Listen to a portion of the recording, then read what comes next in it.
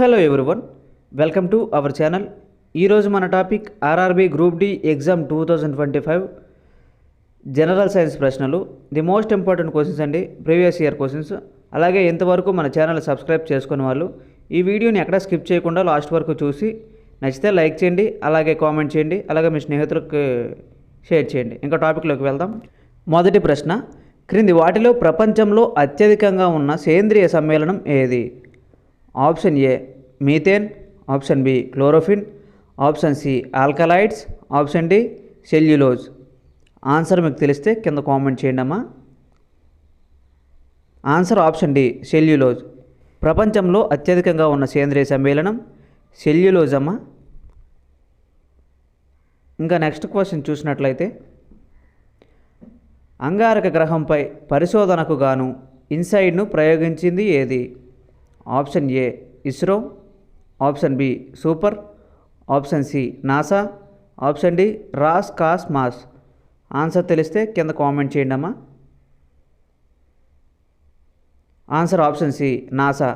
అంగారక గ్రహంపై పరిశోధనకు గాను ఇన్సైడ్ను ప్రయోగించింది నాసా అండి. ఇంకా నెక్స్ట్ చూసినట్లయితే, కాలేజ్ ఆఫ్ వార్ ఫేర్ ఎక్కడ కదలదు? Option A Lonavala, option B Coimbatore, option C Mumbai, option D Kochi. Question ఇంకొకసారి చూసినట్లయితే, కాలేజ్ ఆఫ్ వార్ ఫేర్ ఎక్కడ కలదు? ఆన్సర్ ఆప్షన్ సి ముంబై అండి. కాలేజ్ ఆఫ్ వార్ ఫేర్ ముంబైలో కలదు, అదే ముంబైలో ఉంది. ఇంకా నెక్స్ట్ చూసినట్లయితే, తనను తాను బెంగాల్ టైగర్గా అభివర్ణించుకున్న గవర్నర్ జనరల్ ఎవరు? Option A Robert Clive, option B Richard Wellesley, option C Warren Hasting, option D Cornwallis. Answer option B అండి, రీఛార్జ్ వెలస్లీ. తనను తాను బెంగాల్ టైగర్గా అభివర్ణించుకున్న గవర్నర్ జనరల్ రీఛార్జ్ వెలస్లీ అండి. ఇంకా నెక్స్ట్ చూసినట్లయితే, జస్టిస్ పార్టీ అధికారం నామం ఏమిటి? Option A Social Justice Party, option B South Indian Liberal Federation, option C Indian Liberal Party, option D బ్రహ్మనేతర ఫెడరేషన్. ఆన్సర్ ఆప్షన్ బి అండి, South Indian Liberal federation.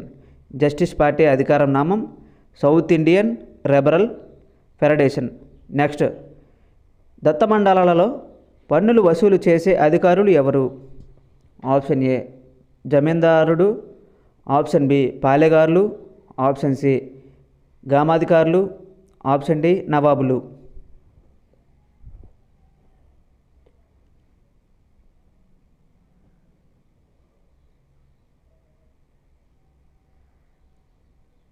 Answer option B పాలెగారులు అండి.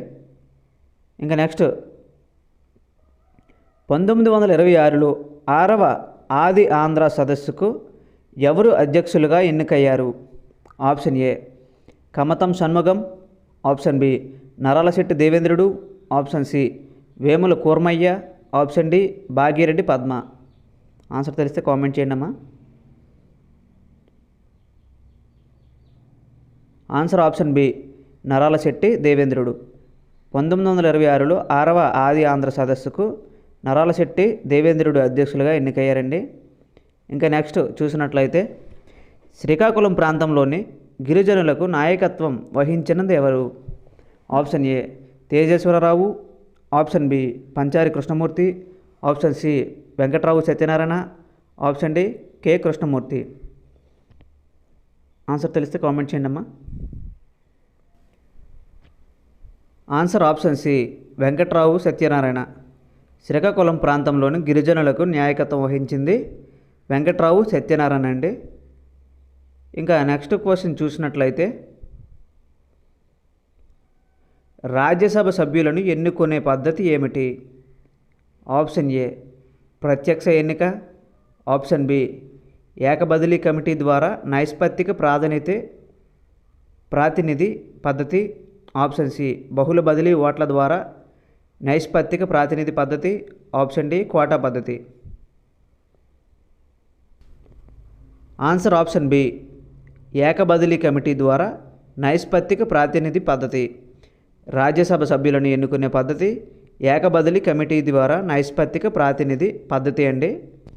ఇంకా నెక్స్ట్ క్వశ్చన్ చూసినట్లయితే రాజ్యాంగ నిబంధనల ప్రకారం పంచాయతీ అధ్యక్షుడిని ఇలా ఎన్నుకుంటారు. కింద ఆప్షన్లో జరిగిందమ్మా. ఆప్షన్ ఏ, పంచాయతీలో ఓటర్లు ప్రత్యక్షంగా ఎన్నికల్లో పాల్గొంటారు. ఆప్షన్ బి, పంచాయతీ వార్డు సభ్యులు ఎన్నుకుంటారు. ఆప్షన్ సి, రాష్ట్రం ద్వారా చేసిన చట్టంలోని నిబంధనల ప్రకారం. ఆప్షన్ డి, లోక్సభ నిర్దేశించిన పద్ధతి ప్రకారం. ఆన్సర్ ఆప్షన్ సి, రాష్ట్రం ద్వారా చేసిన చట్టంలో నిబంధన ప్రకారం. రాజ్యాంగ సభ ప్రకారం పంచాయతీ అధ్యక్షుడిని రాష్ట్రం ద్వారా చేసిన చట్టంలోని నిబంధన ప్రకారం ఎన్నుకుంటారండి. ఇంకా నెక్స్ట్ చూసినట్లయితే ఆంధ్రప్రదేశ్ కాశ్మీర్గా ఏ ప్రాంతాన్ని పిలుస్తారు? Option A, Lambasingi. Option B, Hagari నదిలోయ. Option C, Rentachintala. Option D, Undavalli. Answer maximum అందరికీ తెలిసే ఉంటుందండి. తెలిస్తే కామెంట్ చేయండి. మీరు కామెంట్ చేయడానికే నేను ఎక్కువ సమయం తీసుకుంటున్నాను. Answer option A, Lambasingi. Andhra Pradesh కాశ్మీర్గా లంబసింగి అనే ప్రాంతాన్ని పిలుస్తారండి. ఇంకా నెక్స్ట్ క్వశ్చన్ చూసినట్లయితే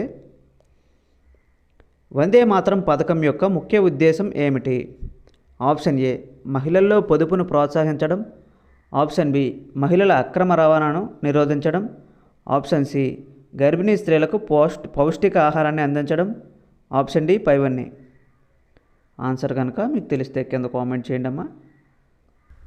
ఆన్సర్ ఆప్షన్ సి, గర్భిణీ స్త్రీలకు పౌష్టిక ఆహారాన్ని అందించడం. వందే మాతరం పథకం యొక్క ముఖ్య ఉద్దేశం ఏంటంటే గర్భిణీ స్త్రీలకు పౌష్టిక ఆహారాన్ని అందించడమే ముఖ్య ఉద్దేశం అండి. ఇంకా నెక్స్ట్ క్వశ్చన్ చూసినట్లయితే ఐక్యరాజ్య సమితి హెబిటేట్ అసెంబ్లీ తొలి ఎగ్జిక్యూటివ్ బోర్డుకు ఎన్నికైన దేశం ఏది? Option A, Iran. B, Bharat. C, Israel. D, Pakistan. Answer తెలిస్తే కింద కామెంట్ చేయండి అమ్మా తప్పకుండా. ఇలా అయితే మీకు ఇంట్రెస్ట్ కలుగుతుంది. దీని యొక్క ఆన్సర్ ఆప్షన్ బి అండి, భారత్.